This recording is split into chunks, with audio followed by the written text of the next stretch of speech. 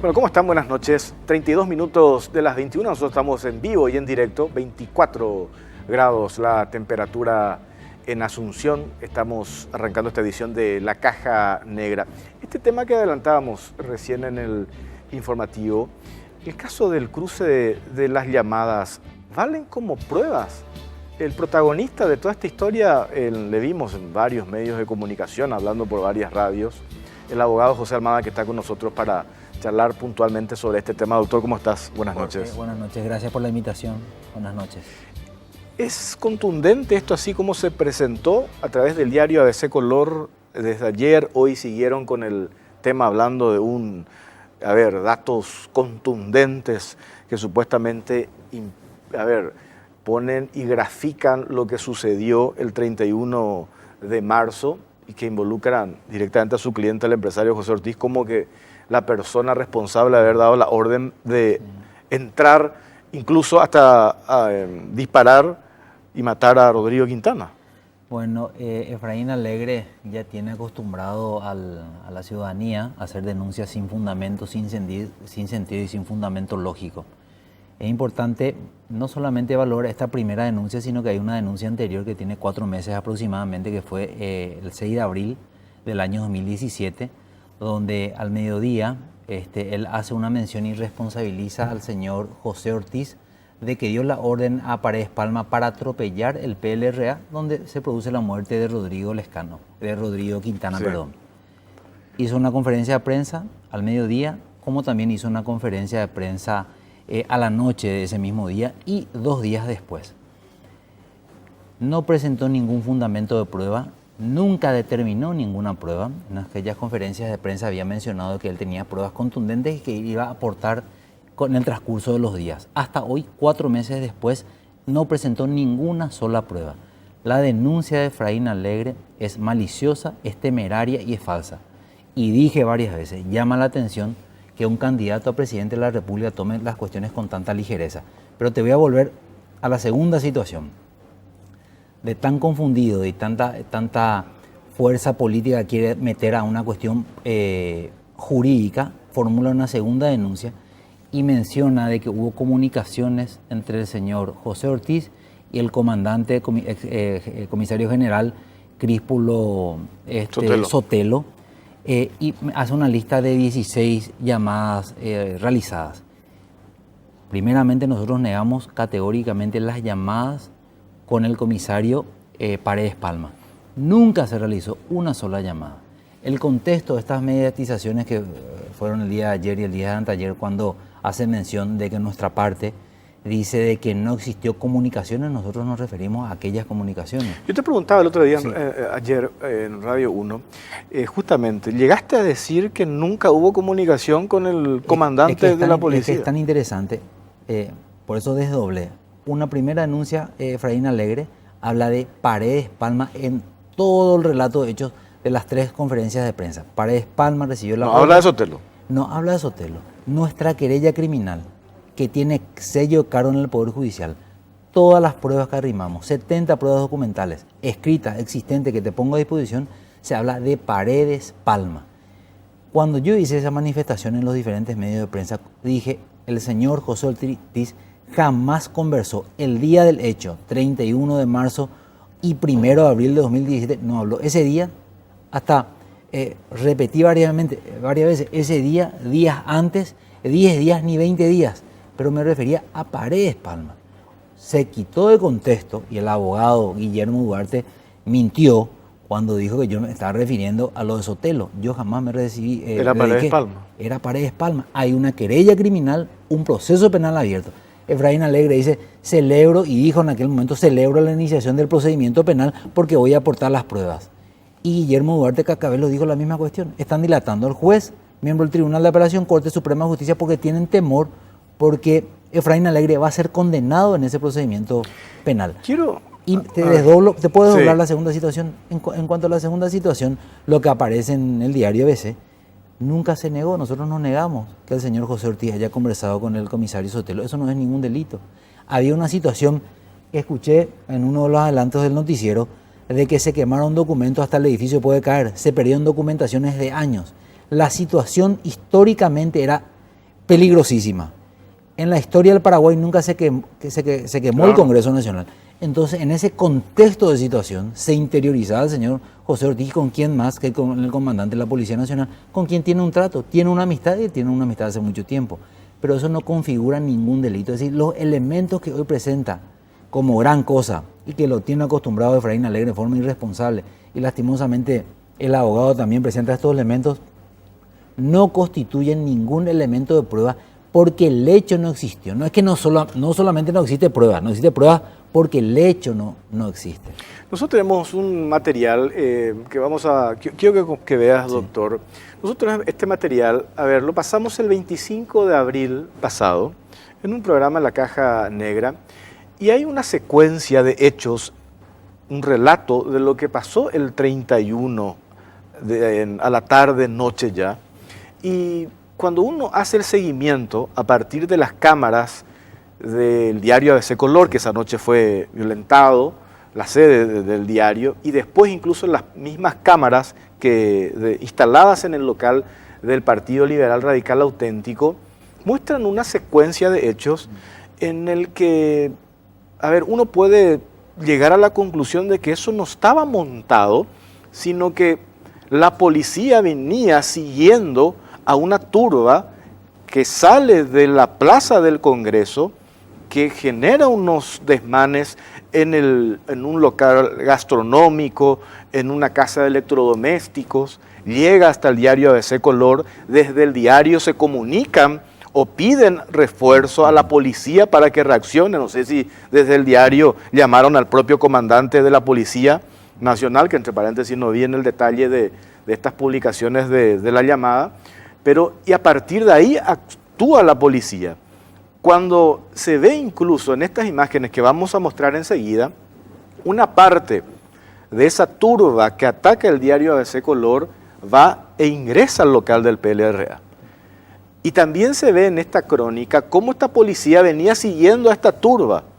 Y es allí donde la policía decide ingresar en flagrancia al local del PLRA. Por eso es que cae esa historia de que cómo pudieron atropellar el local partidario sin una orden judicial. Esa es la explicación que se da. Ahora, por supuesto, de ninguna manera se justifica y eso se tiene que esclarecer, y la Fiscalía tiene que aclarar qué fue lo que sucedió que derivó en la muerte de Rodrigo Quintana. Pues quiero que vean este material, a ver.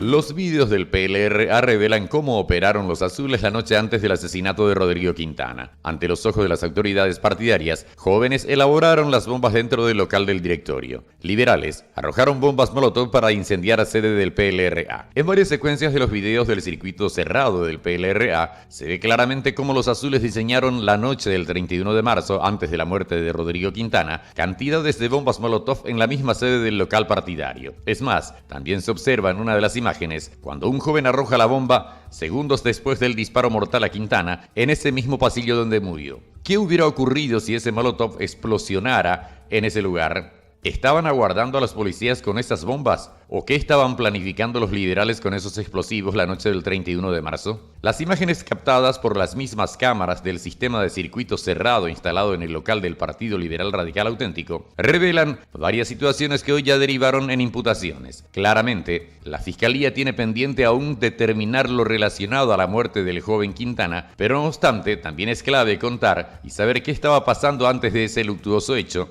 dentro del local partidario, y las autoridades del PLRA responder por qué permitieron que jóvenes, incluso adolescentes, estén armando bombas molotov en la sede de su propio partido. A las 21:53 del viernes 31 de marzo, se ve a un joven llegar hasta la sede del PLRA en una moto. Ingresa al local con una bolsa negra en mano, que lo deposita en la entrada debajo de unas sillas encimadas y se retira. Minutos después, esa misma persona vuelve a ingresar, recoge la bolsa y la lleva hasta el segundo piso. A las 23:26, un joven de remera amarilla se encarga de recoger la bolsa del segundo piso y la lleva hasta abajo. Se nota que descarga una parte del contenido de la bolsa afuera y el resto se lo entrega a dos jóvenes que llegaron hasta el PLRA. Uno es Brian Esteban Martínez, imputado, y el otro DC, menor de 17 años, también imputado. A ambos se los ve entrar a las 23:30. DC con la bolsa y junto a Brian van hasta el fondo del local donde se los ve que recogen una tela blanca y van hasta una mesa donde sacan las botellas de la bolsa, las colocan una al lado de otra y van rompiendo la tela armando las mechas. Luego de armar todas las bombas Molotov sobre la mesa, las reparten a otros jóvenes y también entregan a Luis Octavio Sánchez, imputado, chofer de Efraín Alegre, a quien se lo ve guardar una de las bombas caseras en la oficina de su jefe. Ya cuando una parte del grupo de manifestantes que salía del Congreso y sus inmediaciones iba rumbo a la sede del PLRA, por el camino se reportaron desmanes y saqueos en locales comerciales y en el diario ABC Color. Al comparar las imágenes de las personas que violentaron el local del referido diario, muchas de ellas fueron las mismas que ingresaron luego en el local del PLRA. En ese momento, a las 0:18, cuando según las imágenes del circuito cerrado del Partido Liberal, se ve a algunos jóvenes ingresar y a uno de ellos, el chofer de Efraín, el imputado Luis Octavio Sánchez, saca de la oficina de su jefe una bomba Molotov y la entrega en la escalera que conduce al segundo piso y le indica cómo encenderla. Este mismo joven, con la bomba casera en mano, es quien segundos después del disparo letal a Quintana, a las 0:20, se ve en distintos ángulos de las cámaras que arroja la bomba Molotov a escasos metros donde se encontraba el cuerpo de Rodrigo. Se nota que la botella se rompe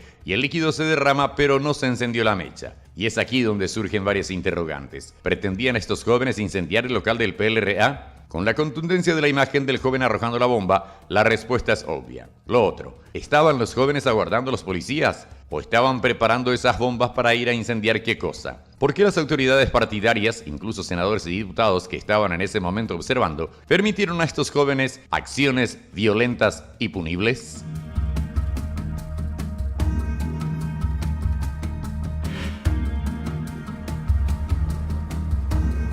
Pero todo esto pasó antes de la muerte de Rodrigo Quintana, en el local del PLRA. Es ahí donde usted dice que, aparte de que ya se tuvo el antecedente de la quema del Congreso, esto pasó después. Entonces nosotros nos preguntábamos, y también la Fiscalía está investigando, con estos elementos, qué es lo que estaban preparando, qué es lo que se venía después. Por supuesto, había una tremenda preocupación en lo que estaba pasando ese día, ¿verdad? Claro, llama poderosamente la atención ver bombas Molotov de personas que están circulando, como está mencionando el informe, el propio chofer de Efraín Alegre con las bombas Molotov sube al despacho del propio Efraín Alegre, llama poderosamente la atención. La Fiscalía tendría que... Ante los ojos de un parlamentario también ahí. El Ministerio Público debería investigar y direccionar. ¿Por qué no entonces la imputación del propio Efraín Alegre en su propio despacho, su hombre de confianza, su chofer? Pero llama mucho más. Vos sabés, me sorprende, Jorge, lo irresponsable de Efraín Alegre al formular 2 denuncias, sin sentido, sin fundamento, y las denuncias falsas. Atribuye a José Ortiz un hecho de determinar una orden para el ataque del PLRA a Paredes Palma cuando no existe un solo elemento. Hasta hoy, y repito, porque es el tiempo que pasó, 124 días, un solo elemento de prueba. Pasa chicanando el procedimiento penal. Nosotros le desafiamos jurídicamente, con mucho respeto al abogado, a que queremos, ya que ellos no temen, porque no existen elementos de prueba, no temen ir a juicio oral, que desistan las recusaciones y que esto se debata en el juicio oral y público. En cuanto la segunda denuncia que ellos plantean, no existe hecho punible, no existe ninguna irregularidad, no existe una prueba, ni un indicio de siquiera una prueba, porque el hecho concreto no existió.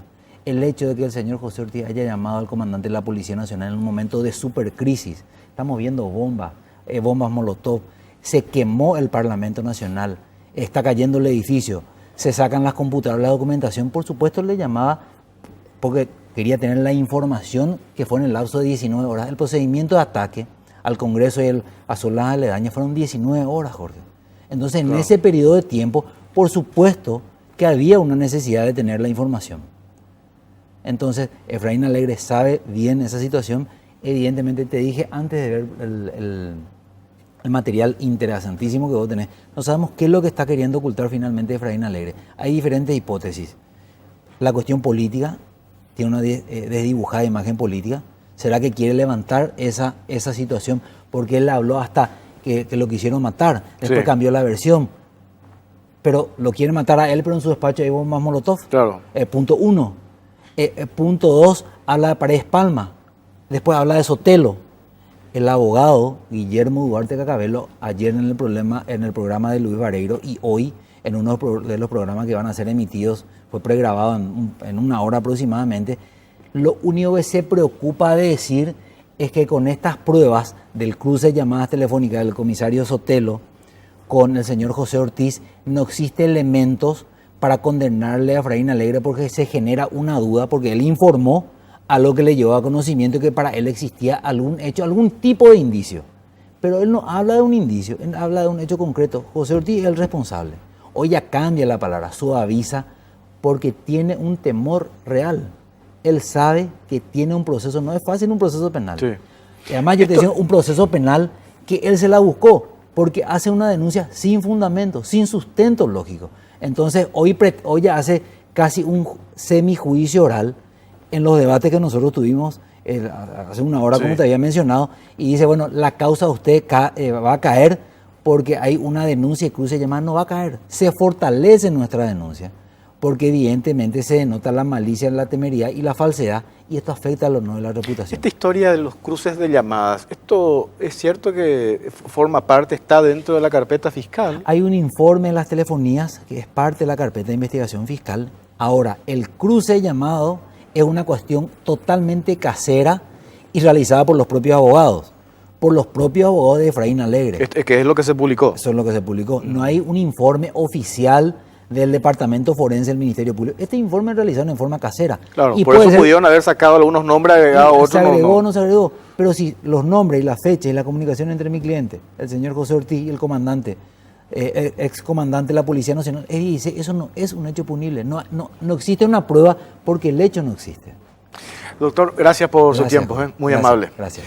A la vuelta de la pausa vamos a hablar con otro abogado en relación al tema de qué fue lo que pasó con la quema del Congreso. Adelantábamos hace rato, metimos una cámara, habla el responsable de obras del Congreso Nacional y se detalla paso por paso los daños generados a partir del incendio provocado la noche o la tarde en realidad del 31 de marzo. A la vuelta de la pausa acá en la Caja Negra.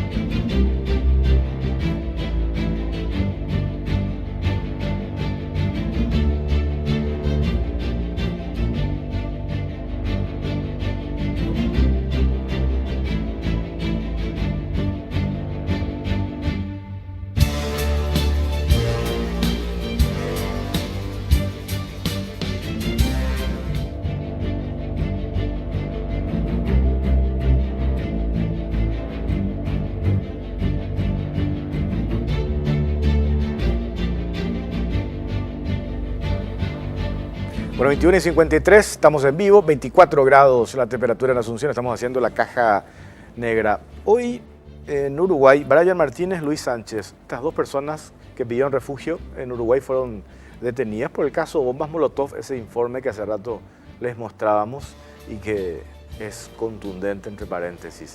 Nosotros ahora vamos a hablar de la quema del Congreso, lo que pasó también el 31 de marzo. Está con nosotros el abogado Juan Sosa Vareiro. ¿Cómo te va, doctor? Buenas noches, Jorge. Buenas noches a la audiencia. Gracias por la invitación. Antes, para contextualizar, nosotros, hacía referencia hace rato, fuimos hasta el Congreso Nacional, toda la parte afectada, para ver exactamente en detalle de cómo quedó hoy el edificio. Y tenemos este informe. A ver.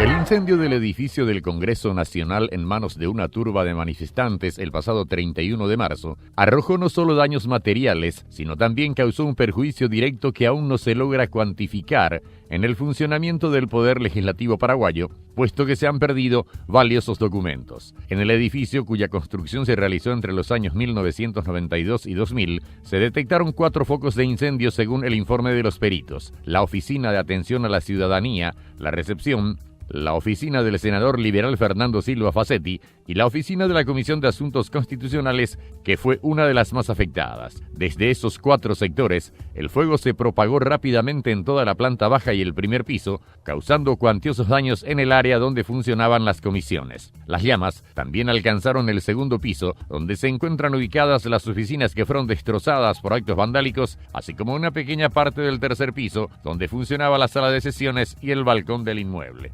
Funcionarios lamentaron la pérdida no solo material, sino también intelectual, porque los archivos, como la transcripción y las actas de sesión, se perdieron en su totalidad.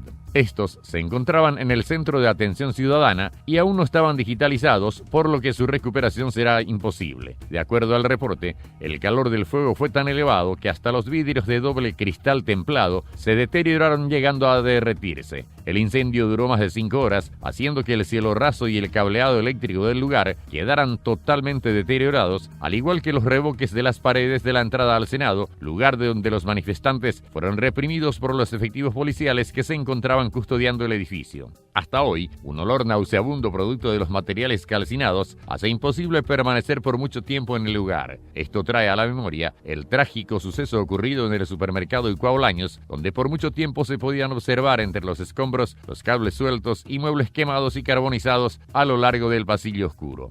Un guardia del lugar confesó que le producía mucha angustia y tristeza a la vez observar cómo se encontraba el que fuera su lugar de trabajo desde hace 13 años y admitía que le resultaba chocante retomar su actividad así. Luego de los sucesos fueron convocados los ingenieros que participaron en la construcción del edificio para evaluar los daños y en su momento dijeron que no corre peligro de derrumbe. No obstante, existe un convenio con la Facultad de Ingeniería para realizar un estudio al hormigón y saber qué tan estropeado se encuentra para luego ordenar las reparaciones y fortalecer los cimientos en caso de que sea necesario. Se estima que en un mes se tendrán los resultados del ensayo que están haciendo y a partir de allí se empezará a trabajar. Estos podrían llevar hasta casi un año.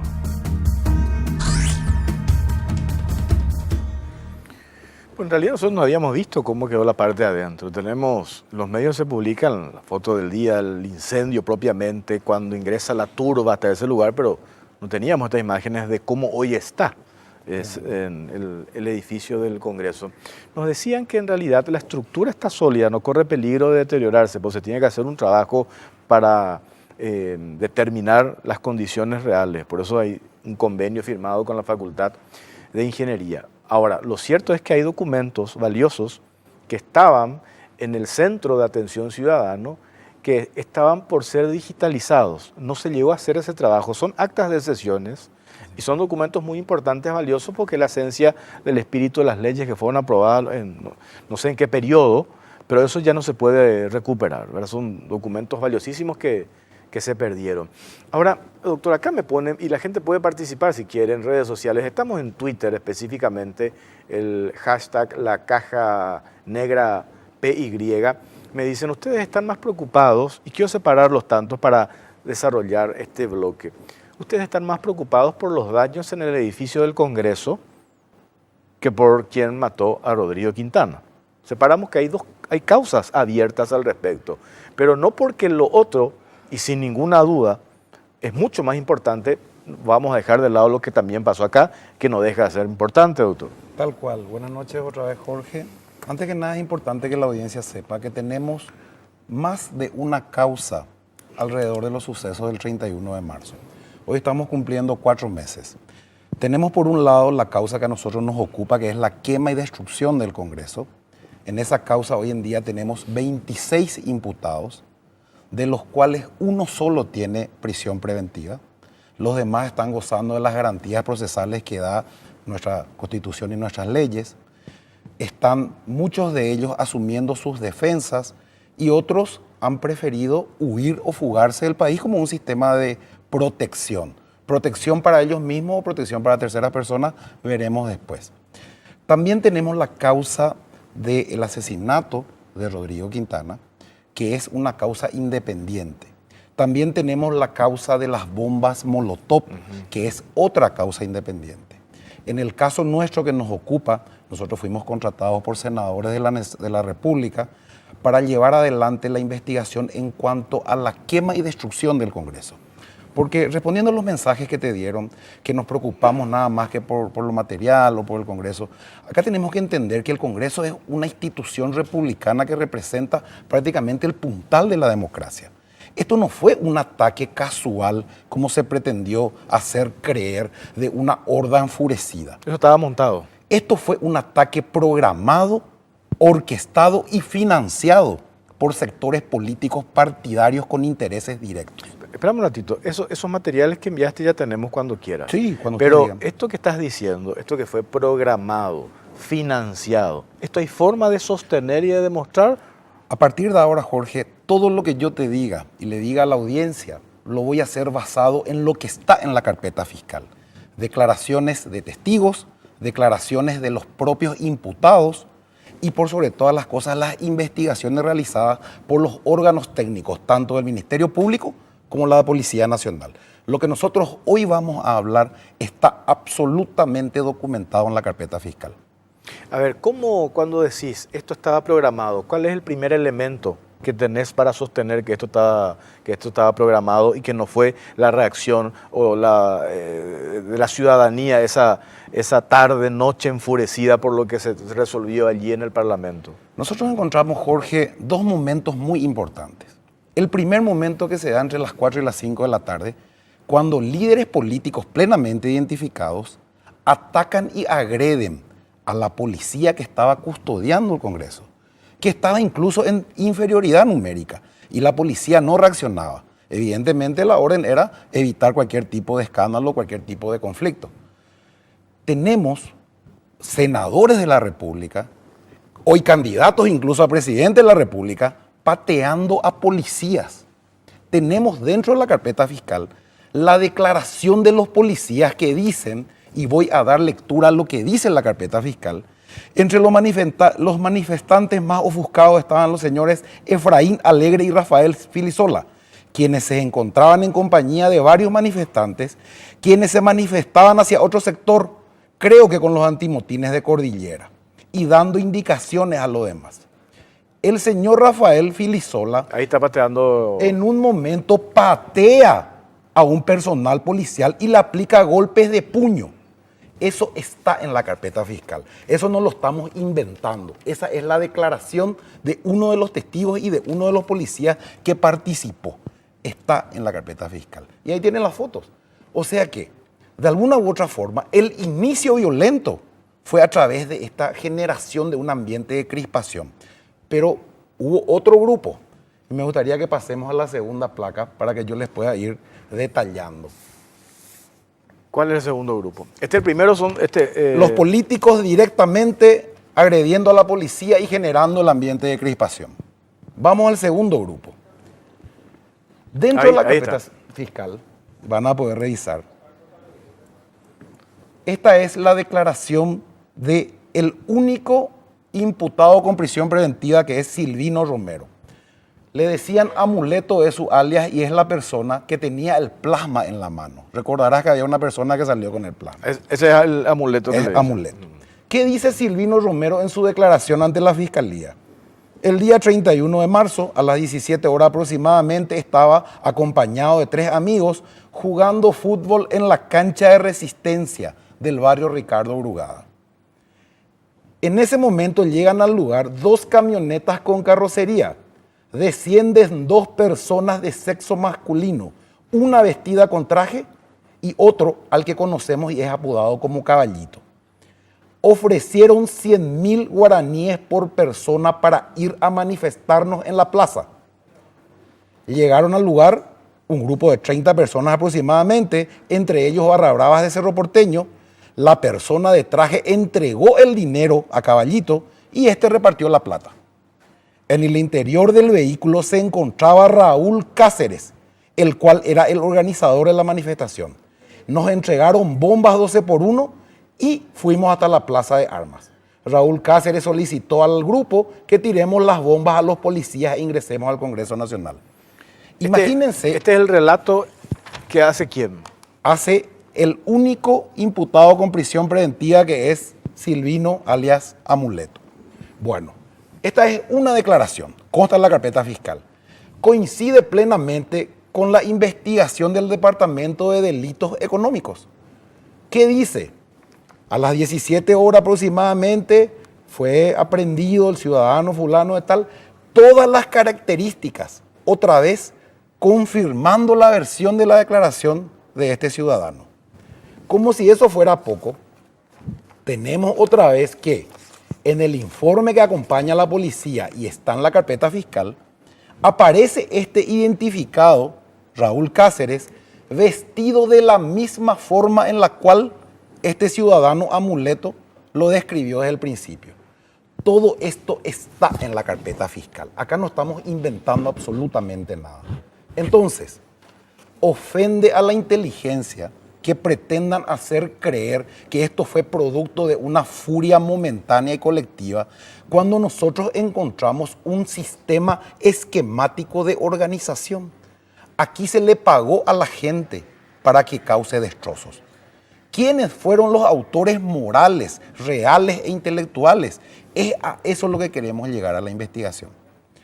Como si fuera poco, la causa está absolutamente llena de dilaciones.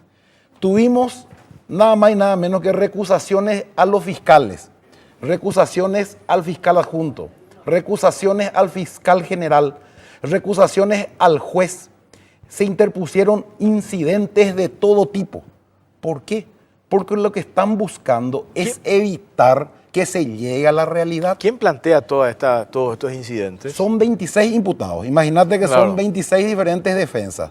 Pero casualmente todas las defensas están relacionadas otra vez a las defensas que tienen en el caso de Rodrigo Quintana y casos similares. Nosotros encontramos un esquema de defensa que está muy relacionado. Y quiero que tengas muy en cuenta lo siguiente.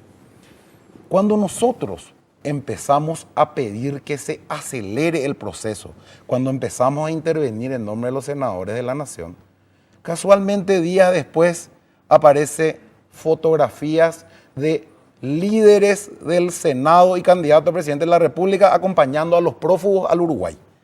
Imagínate, esta gente sabía que tenía un problema judicial en el Paraguay, sabía que tenían prácticamente un proceso abierto y que deberían responder a ese proceso.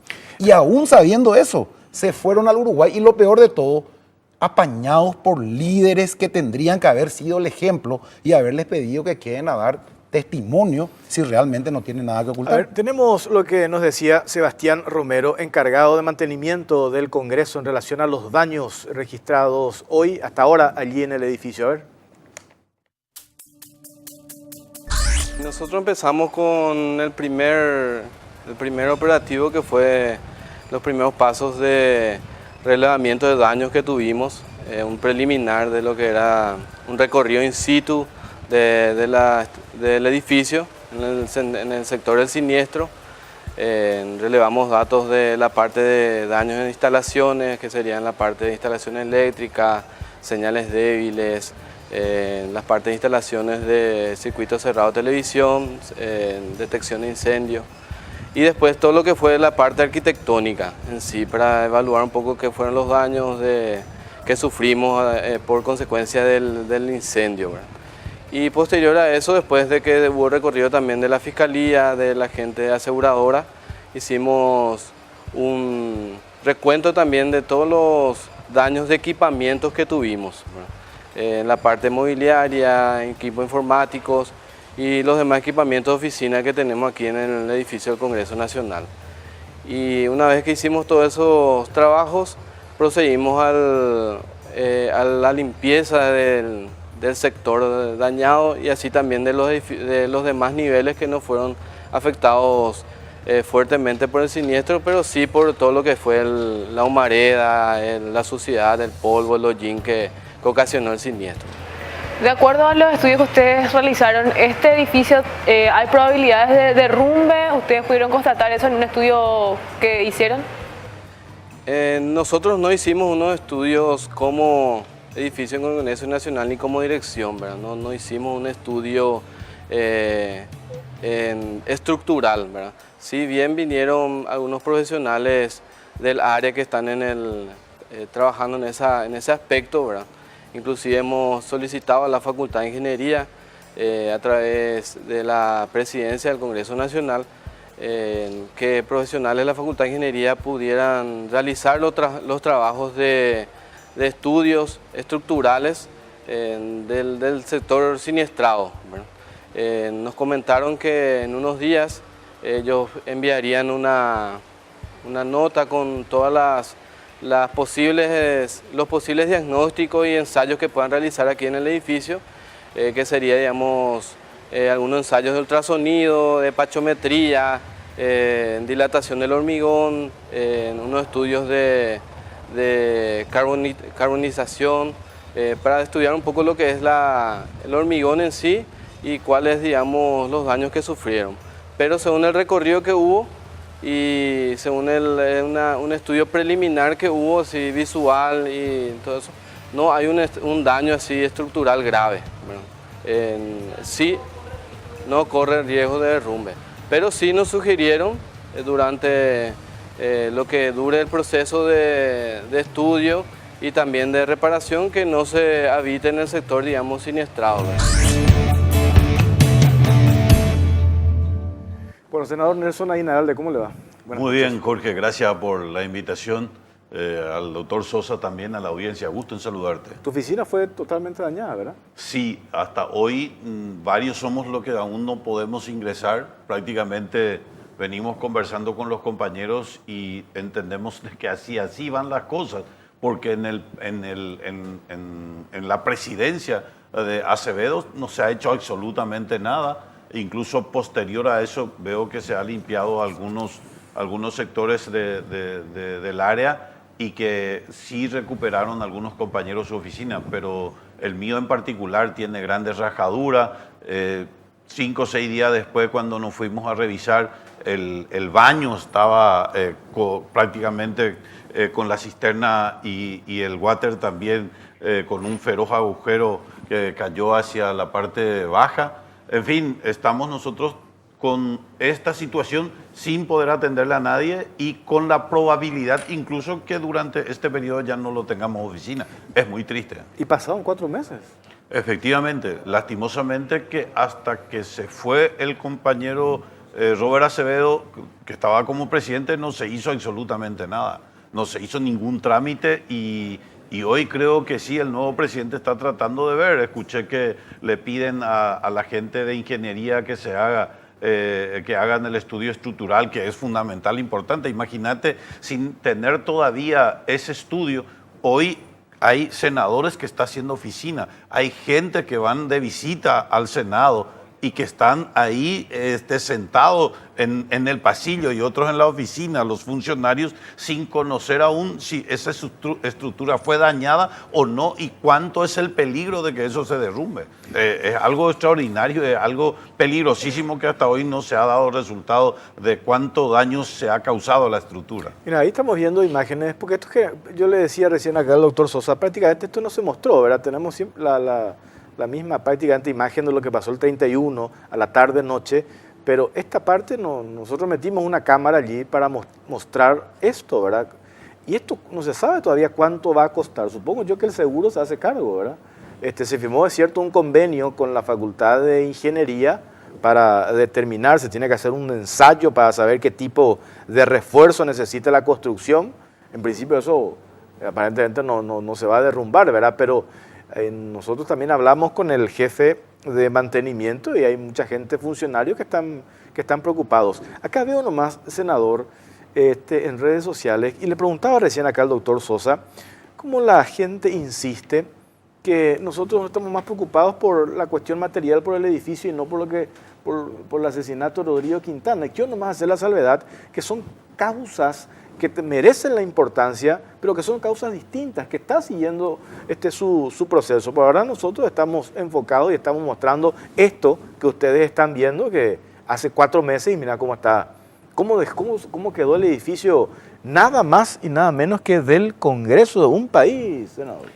Nosotros dijimos siempre, y lo vamos a seguir diciendo, que la importancia para nosotros aclarar esto, aclarar lo de Rodrigo y todo lo que sucedió es prioridad. Y es quien el que tiene que aclarar eso. Y no tenemos otra instancia que el Ministerio Público.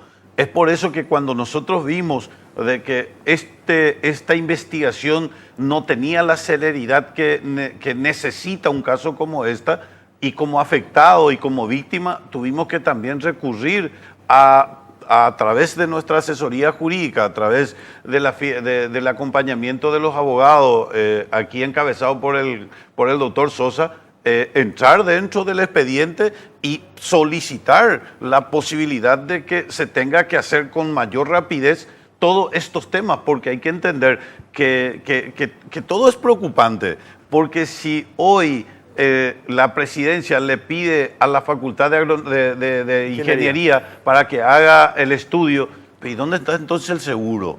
Claro. Esto tendría que pagar el seguro, no tendría que venir institución de afuera para poder tipo regalía, bueno pues cuánto cuesta o qué tanto está dañado como para ver. O sea, ese es un tema que también nosotros institucionalmente aún no tenemos un informe de la propia mesa directiva del Congreso. Porque si no cubre el seguro, esto se tiene que presupuestar y vamos a pagar todos. Indudablemente todos los que sí. contribuyentes vamos a terminar pagando Indudablemente esto. que sí. Tengo que hacer una pausa brevemente. Le pregunto, recién estaba explicando el doctor Sosa, esto no fue una cuestión espontánea de una ciudadanía indignada, simplemente movilizada y que generó esto. Esto estuvo montado, programado, financiado por sectores políticos, dice el doctor Sosa. ¿Usted coincide con eso? Absolutamente todo.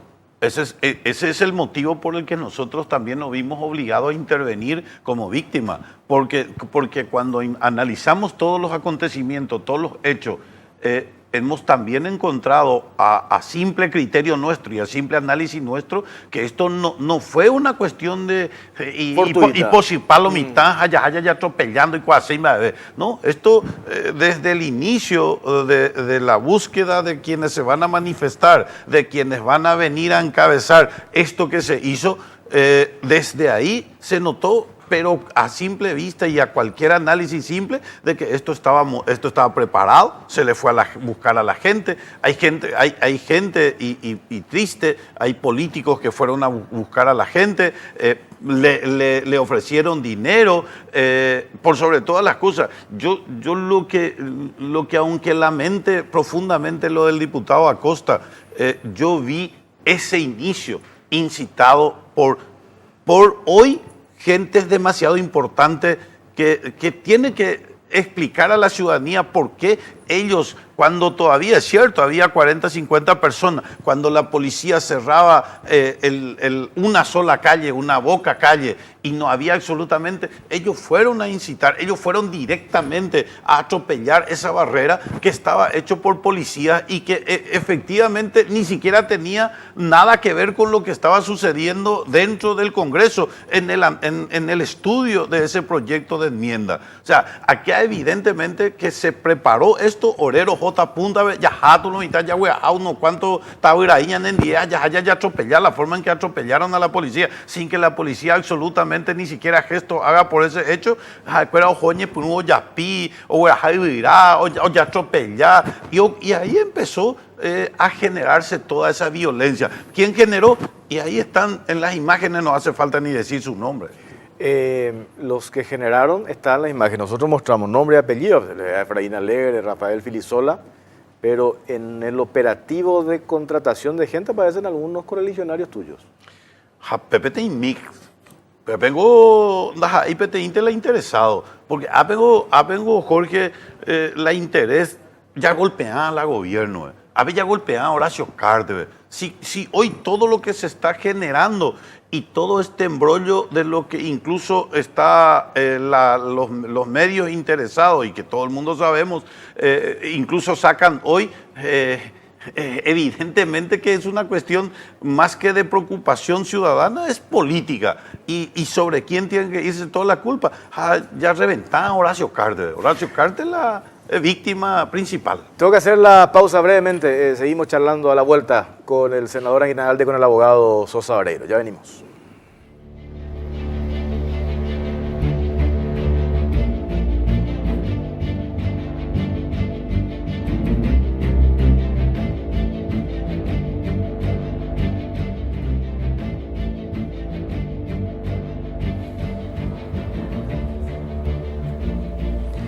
Bueno, 21 minutos de las 22, 24 grados la temperatura en Asunción. Quiero compartir con ustedes otra parte de lo que decía el ingeniero Romero acerca de los daños. Hubo 4 focos grandes de incendio y esto luego se propagó a lo largo del edificio, parte de lo que decía el jefe de mantenimiento del Congreso. Tuvimos 3 focos grandes aquí en el primer piso, que es, digamos, donde fue el acceso de vía rápida de los manifestantes, ¿verdad? Una que fue en el sector aquí del hall de acceso principal, que es la mesa de entrada del Senado, ¿verdad? Otra que fue en la dirección de copiado y diario de sesiones, ¿verdad? Que está aquí más hacia a la izquierda, ¿verdad? Y una que fue puntualmente en la oficina de uno de los parlamentarios, el senador Silva Facetti, ¿verdad? Que fueron los 3 focos grandes, y una en planta baja que se dio en la Comisión de Asuntos Constitucionales, ¿verdad? Fueron los 4 focos en realidad, 3 aquí en primer piso y una en planta baja, ¿verdad? Que a consecuencia de eso después, justamente por la tubería de aspiración de la parte de ventilación del edificio, ¿verdad? Que corrió también el fuego, ¿verdad? Se expandió el fuego por las demás dependencias. En realidad, nosotros, o sea, la fachada principal del Congreso está constituido por vidrios doble laminado, que tienen colchón de aire, ¿verdad? De 10 milímetros de espesor cada vidrio, ¿verdad? A prueba justamente de bala y también de fácil rotura, ¿verdad? Lo que le ayudó al vidrio a quebrarse más rápido fue justamente el calor, ¿verdad? Que hizo que la temperatura aumente, digamos, el coeficiente de dilatación del vidrio, ¿verdad? Y justamente con los golpes que también fueron dando los manifestantes, ayudó justamente a que se quiebre más rápido, ¿verdad? En realidad no se derritió el vidrio, ¿verdad? Fue, digamos, quiebre, ¿verdad? Porque ayuda a que el colchón de aire ayuda a que justamente se quiebre más rápido, ¿verdad?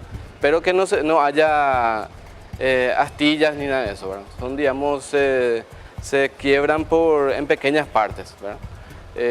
Sí se derritieron la parte de aluminio anodizado, que es la parte estructural del vidrio, ¿verdad? Que soportan los vidrios, que eso sí se fueron derritiendo. Y también lo que es la parte de cielo raso, de PVC, o sea, de Durlock y de Armstrong que tenemos aquí en el edificio, ¿verdad? Bueno, ahí está. ¿Esto qué es, doctor? Me gustaría, por favor, si serían tan amables de exhibir esto. Ahí mismo deja quieto, ahí se ve perfectamente. Esta es una de las fotos que está dentro de la carpeta fiscal. Acá no vemos a ningún ciudadano perseguido, no vemos a ningún ciudadano corriendo con algún peligro de vida, no vemos a ningún ciudadano angustiado por alguna persecución. Al contrario, vemos un esquema de organización donde dentro del Congreso y con materiales del propio Congreso, en forma absolutamente, hasta si se quiere, tipo campestre, están prendiendo una fogata, inicio de fuego. ¿Por qué quiero mostrar esta foto? Porque aparecen algunos supuestos conocedores de la verdad que ni siquiera vieron la carpeta fiscal, que quieren imponer la teoría de que esto fue algo casual producto de una estampida. Acá no existe ninguna estampida. Acá hay tranquilidad, premeditación y alevosía. Esto es un delito. Y también quiero, Jorge, con tu permiso, fuera de lo que es puramente estructural o material, el Congreso representa a la República. Si vamos a permitir que se viole al Congreso, es como que estamos permitiendo que se viole a nuestra familia. Y lo peor de todo es que estos propios líderes políticos contrataron y orquestaron a esta gente para que organice esa violación. ¿A qué quiero llegar? Nosotros, independientemente a que pudo haber gente que se manifestó perfecto, pero indignada realmente. La gente indignada, yo no veo aquí ningún indignado. Yo veo operadores políticos de diferentes fracciones organizados con walkie-talkies, asalariados, pagando barra bravas, contratando y comprando bombas y explotando bombas a la policía y dentro del Congreso. Ahora, senador, ¿qué responden ustedes cuando, a mí también me hace ruido cuando desde la oposición dicen, a propósito dejaron que se queme esto? ¿Por qué no se le dio la cobertura por parte de la policía al edificio del Congreso? Y yo le pregunto, ¿y quién es el responsable del Congreso? El presidente. O sea, no soy yo, no entre, es Horacio Cartes, no es el ministro. Un grupo de senadores festejando que se estaba quemando. Pero indudablemente aquí el único responsable que debiera de precautelar todo lo que hace al Congreso es el presidente del Congreso. El presidente del Congreso estuvo ahí afuera en un momento cuando se inició la jornada de atropello, y si él no vio, si él no se percató de que efectivamente el Congreso estaba descuidado por la policía, está un jefe de seguridad del Congreso a quien él tendría que haberle llamado y haberle ordenado que se tenga que proceder a que ese Congreso tenga la seguridad policial necesaria. ¿Y qué pasó encima? Encima que el propio presidente estaba adentro, se estaba quemando. Él después denunció que la policía no le hizo caso. Él denunció de que efectivamente buscó respaldo en algún jefe policial. Absolutamente nada, que yo me recuerde por lo menos, y que asistí en todas las sesiones de la Junta del Presidente, jamás dijo, esto ocurrió de esta manera y yo le llamé al comandante, o yo le llamé al ministro, o yo le ordené a mi jefe de seguridad para que esto... No. Entonces, no puede desde afuera exigir lo que él, como responsable, tiene que exigirse a sí mismo. O sea, si hubo esa situación, no es culpa de absolutamente nadie, sino de la propia ineptitud del presidente del Congreso, o donde sabemos si él también, porque finalmente él estuvo adentro, él estuvo festejando entre quienes festejaron. Entonces, yo también hoy pienso y puedo pensar, ¿y será que no es el presidente el que le llamó a su jefe de seguridad y decir, sacarle toda la policía de acá, deja que ocurra lo que quiera Sobre ocurrir? todo cuando se tiene esa imagen de que hay un grupo de senadores festejando el Y hecho entre que ellos está- él. Claro, no, por entre eso. ellos él. Entonces, para mí hoy es fácil pensar, el propio presidente sacó todo lo que era el tema de seguridad para que ocurra lo que tenga que ocurrir. Esta carpeta fiscal, me relatabas la cantidad de incidentes. Esto es muy difícil que avance.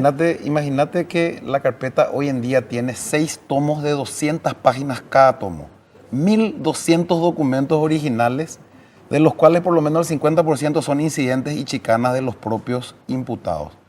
Y otro punto muy importante, nosotros estamos haciendo un trabajo profesional y técnico, así como te dije al inicio del programa. Independientemente de la valoración política, ¿verdad? Independientemente de la valoración política, que la respetamos, pero nosotros vamos a trabajar técnicamente. Todo lo que hoy se habló está dentro del expediente. Lo que nosotros queremos dejar claro es que aquí existieron 2 grupos bien organizados. El grupo que causó el daño material, los contratados barra bravas y referentes políticos de segunda línea, y los grupos que tras bambalinas organizaron esto. Ahí me mostraste hace rato un organigrama. Sí.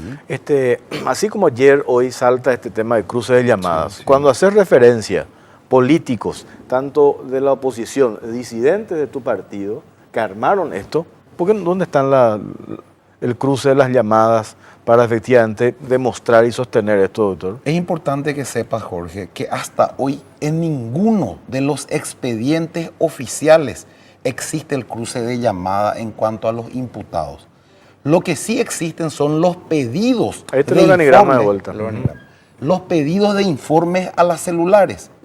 Por lo tanto, cualquier cruce de llamada que hoy esté existiendo son cruces realizados por los profesionales independientes. Nosotros no queremos entrar en esa irresponsabilidad.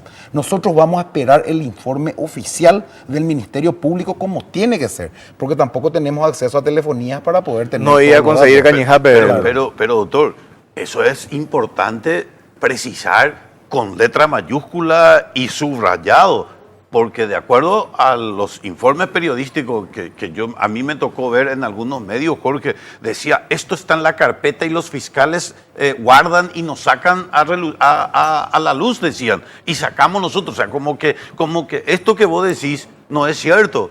O sea, si vos hoy nos decís a nosotros, doctor, que estás en el tema, que esto no está en la carpeta fiscal, que los fiscales no tienen, entonces, ¿de dónde está viniendo? ¿Con qué razón se está haciendo? ¿Y cuál es el interés de los medios que prácticamente se encargan ellos mismos en decir de que sacaron supuestamente de un informe que está en la fiscalía? Entonces, bebé. ¿Sabe qué pasa, mi querido senador? Por último, me tengo que cerrar. Acá hay 2 informes. El informe mediático para el público para causar algún tipo de escándalo y el informe real y jurídico. En lo real y jurídico, hoy ninguna de las causas tiene todavía. En lo mediático ya estarán otros actores haciendo sus respectivos trabajos. Y ahí pero cuando jurídicamente todavía. haces lo mediático es que vos podés dibujar, le podés incluir, podés sacar nombres, porque a mí me dijeron que de ese cruce de llamadas que se presenta, que se expone, hay otras personas que también esa noche se comunicaron con el comandante, el ex comandante de la policía, porque no aparecen en estas publicaciones. Pero que sea transparente. Nosotros pedimos que sea transparente. Nosotros queremos transparencia. Que se pidan todos los cruces. Y vamos a trabajar. Pero a mis colegas les pido, trabajemos jurídicamente. No trabajemos para la hinchada. Porque para la hinchada están los medios y están ya los factores políticos. Imagínate lo peligroso, Jorge, y con esto. Esto es como cuando los fiscales te dicen que la imputación no agravia. Claro. Imagínate lo que es esta publicación de que mañana no aparezca igual a lo que hoy sale, que no aparezca en la carpeta fiscal. Pero quienes ya salieron y fueron fotografía y tapa primera o primera tapa o tapa de los diarios, el daño que ella produjo. ¿Cómo va a resarcirse ese daño? Es así. Es extraordinaria la irresponsabilidad. El show mediático ya está armado. Bueno, doctor, gracias por su tiempo. Muy amable. Gracias, Jorge. Senador, muchas gracias. Muchas gracias, Jorge. A la vuelta de la pausa hablamos de lo que adelantábamos hace rato. Una mujer llegó desde Ciudad del Este para contarnos su testimonio, víctima de todo este esquema D9. ¿Qué hay detrás? Y la cantidad de gente que aparentemente fue estafada con esta historia de D9. A la vuelta de la pausa acá en la Caja Negra, ya venimos.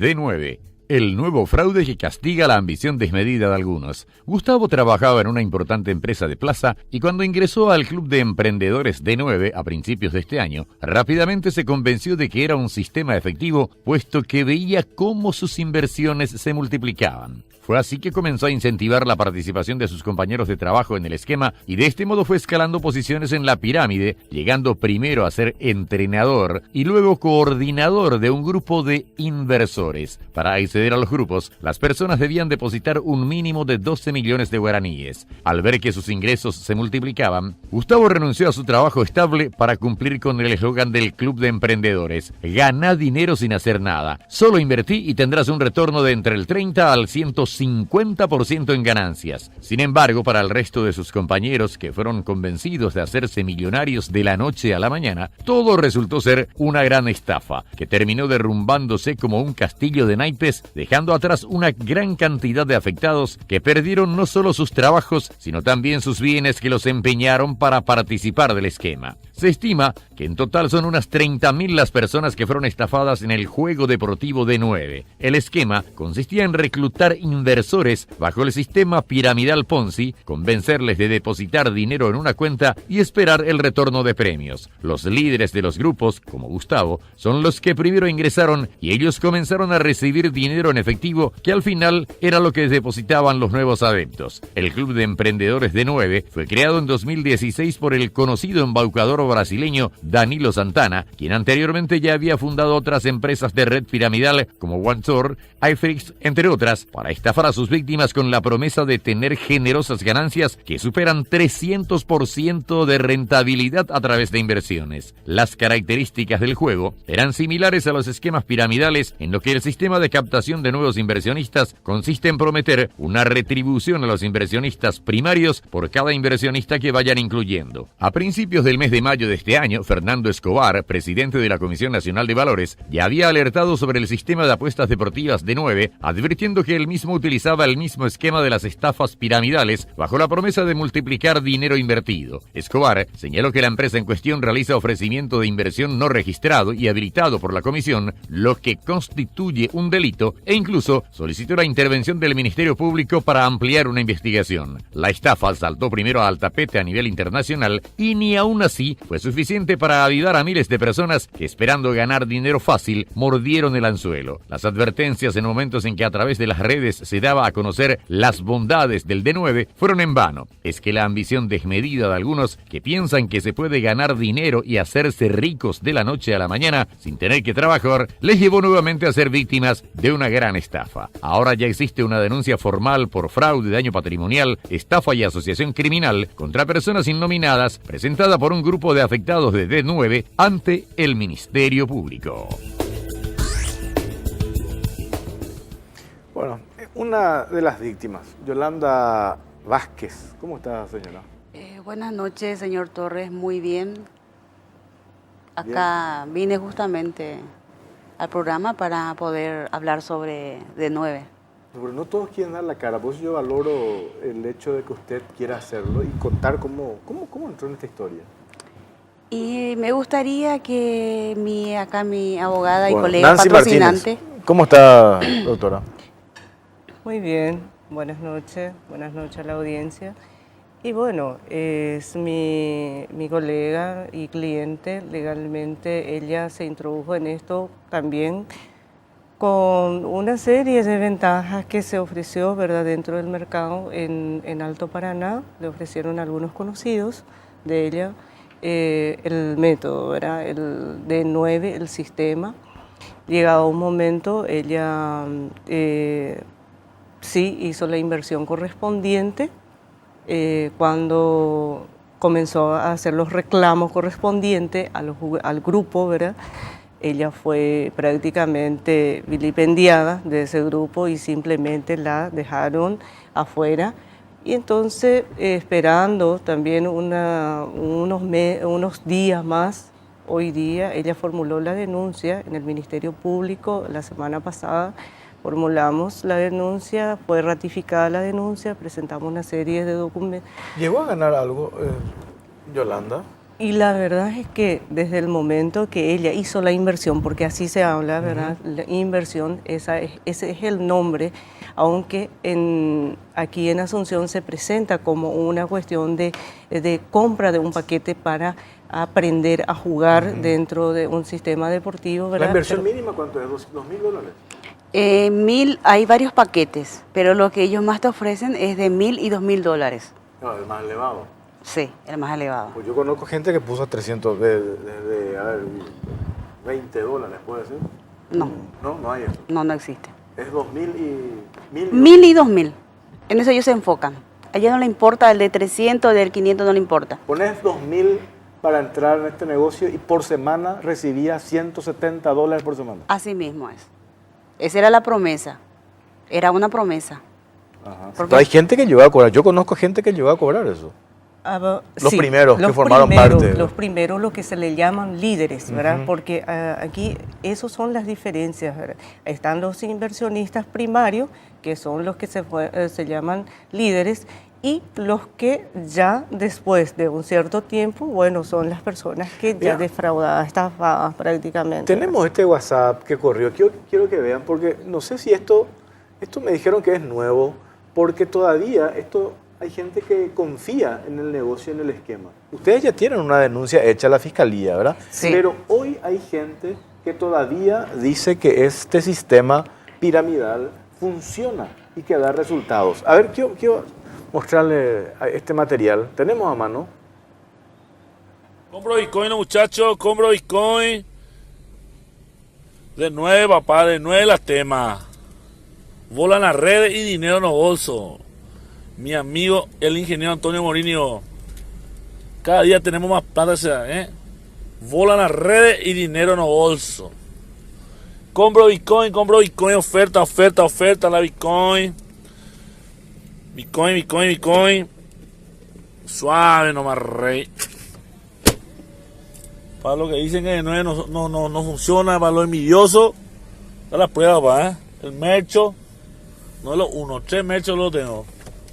Suave, rey. Este año todos nos vemos magnates. Magnates. Ahí está. Menciona la empresa, menciona la persona con quien opera y hace hablar de lo que genera, entre comillas, este negocio. Yo le Yolanda. explico, señor Torres, de la siguiente manera. Para captar gente, esta gente hace sus presentaciones en hoteles, lindos hoteles. Ahí van toditos sus supuestos ya líderes, ¿no? Con sus invitados, que son posibles inversionistas. Entonces lo que ellos hacen, arman un teatro. Como los invitados no conocen a nadie, así a mí me embaucaron, no conocen a nadie, el líder presenta el negocio en pantalla, te explica todo, que pucha, decir que este es un dinero, voy a ganarme. Me compro un paquete que ellos prometen que al comprar el paquete, adquirir el paquete, vos tenés una ganancia. Aparte de que te van a enseñar cómo apostar. Eso es la labia de ellos, ¿no? Bueno, entonces para convencerle a la persona que va como invitado, ¿qué hacen? Le pregunta, vos, Juancito, ¿cuánto vos ganaste? $3.000. Pepito, $5.000. Fulanito, $15.000. Todos estaban motivados lo que estaban escuchando. Entonces, que pucha, acá se gana plata, es cierto, ¿verdad? Y después vos te acercás y le decís, che, ¿es cierto? ¿Vos ganas? Sí, gano, que pucha. Entonces, ¿vos crees? ¿Es cierto entonces este negocio? No es cierto. ¿Vos crees? ¿Vos pensás así? ¿Vos llegaste a ganar algo? Nada, nunca. Yo invertí $3.000, le di a esta persona, uno de los líderes, dinero sobre dinero, dólares sobre dólares. Hasta hoy ni siquiera en fotografía he visto $1. ¿Hace cuánto fue eso? 3 meses. 3 meses. Sí, señor. 3 meses pusiste $3.000 y nunca recibiste nada. El 11 de junio, sí. El 11 de mayo y 12 de mayo sí. Ella inició su... ¿Y ustedes identifican cuando presentaron esta denuncia un nombre en particular o hicieron sobre personas innominadas? No. La verdad es que ella llegó a mencionar nombres, ¿verdad? Porque como en el grupo como ella fue presentada directamente a los líderes y 1 o 2 líderes principales, y también, viste que ellos tenían un programa de WhatsApp en donde todos los del grupo participaban. Claro. Y ahí pasaba el nombre de fulano, bueno, está con el líder. Creo que en uno de los diarios aparece alguno de las personas que aparentemente en Alto Paraná están operando, ¿verdad? Está el tal Santana que aparece por todos lados. Danilo Santana sería sí. el brasileño. No sabemos si es copropietario, porque en Brasil hay unos 3, 4, de que viene como justamente el reportaje habla de varios grupos que ya fueron de otros grupos, que pasaron a otros grupos, es decir, de fraude en fraude, ¿verdad? Ahora, según las averiguaciones que estoy haciendo por internet también, Danilo en febrero en Brasil, el de 9, ya comenzó a decaer. Es decir, nosotros en Paraguay ya se nos trajo ya algo que ya otra vez ya estaba en decadencia, claro, afuera. ¿Verdad? La pirámide en Brasil ya quebró, sí, ya quebró. Vinieron a armar acá de cero. Son los mismos personajes que aparentemente se nombra ahí a Danilo Santana y a otros. ¿Esta persona a quien le diste esos $3.000 está desaparecida? ¿Su oficina? O sea que la oficina que yo tenía en Ciudad del Este, ¿verdad? En el 4º piso, una oficina muy lujosa, majestuosa, en donde ellos siempre estaban recibiendo a las personas, los líderes, entre comillas, ¿no? Ahí donde recibía el dinero, ¿verdad? Se desmontó. No, ya no están. Ya no están. ¿Ustedes tienen una expectativa de recuperar esa plata o no? Mira, yo te iba a decir, me gustaría recuperar, pero lo que más quiero, ¿verdad? Que no se le engañe más a otras personas así, porque yo sé que existen muchas personas, hoy día están personas, ¿verdad?, que hicieron, hipotecaron su casa, sí, conozco casos. Personas que sacaron préstamos del banco, están endeudadas y no saben qué hacer, están desesperadas.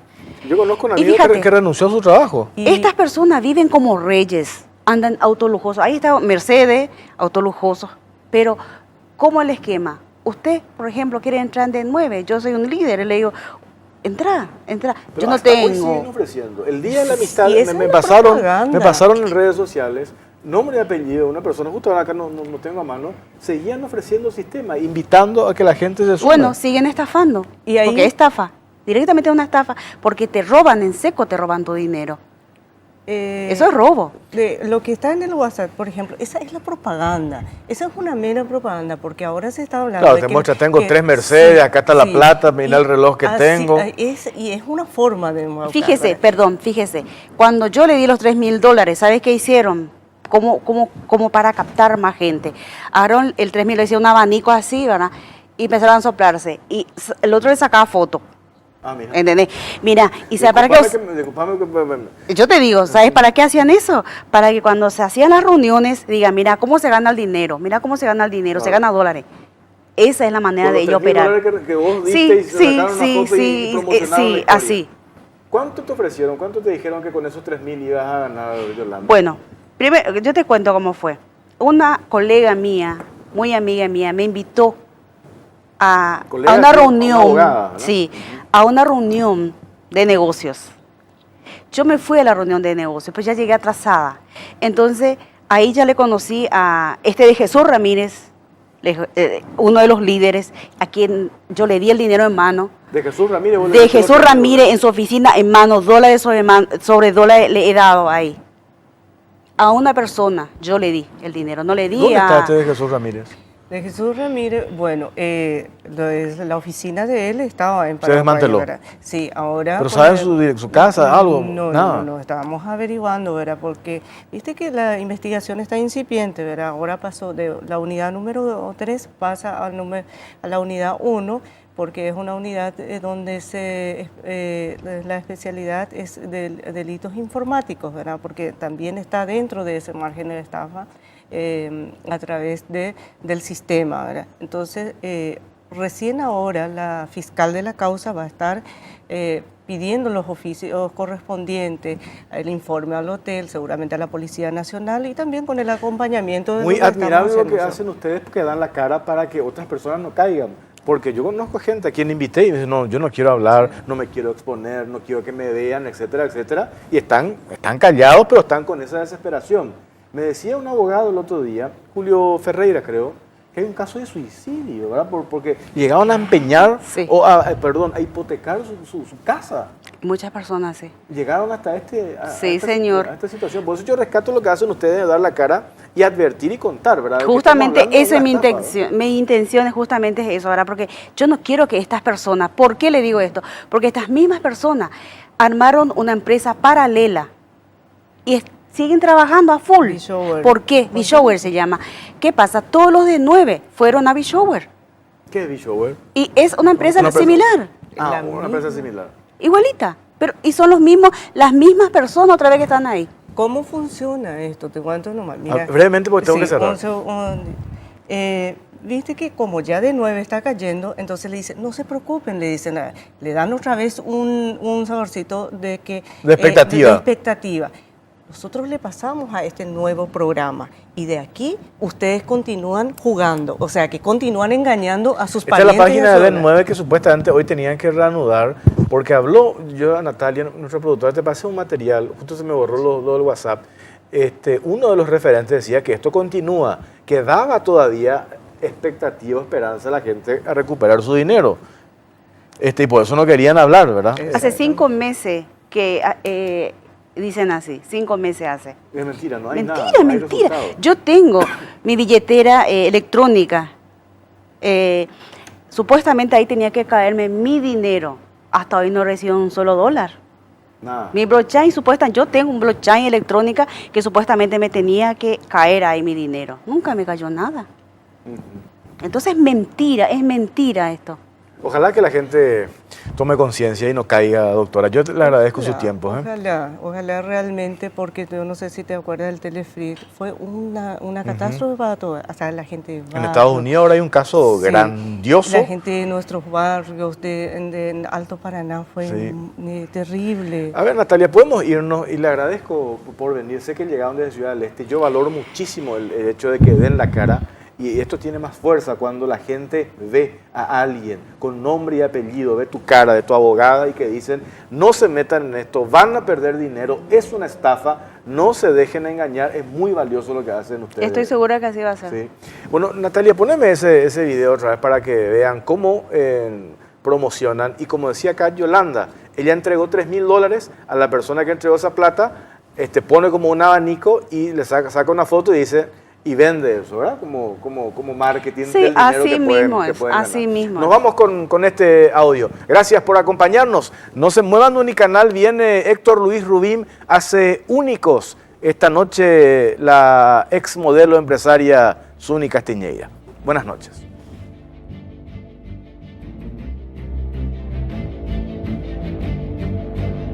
Compro Bitcoin, muchachos, compro Bitcoin. De 9, papá, de 9 las temas. Volan las redes y dinero en los bolsos. Mi amigo, el ingeniero Antonio Morinio. Cada día tenemos más plata, Volan las redes y dinero en los bolsos. Compro Bitcoin, oferta la Bitcoin. Bitcoin. Suave nomás, rey. Para lo que dicen que no funciona, para lo envidioso, está la prueba, pa, El mercho, no es lo 1, 3 merchos lo tengo. Suave, rey. Este año todos nos vemos magnates. Magnates.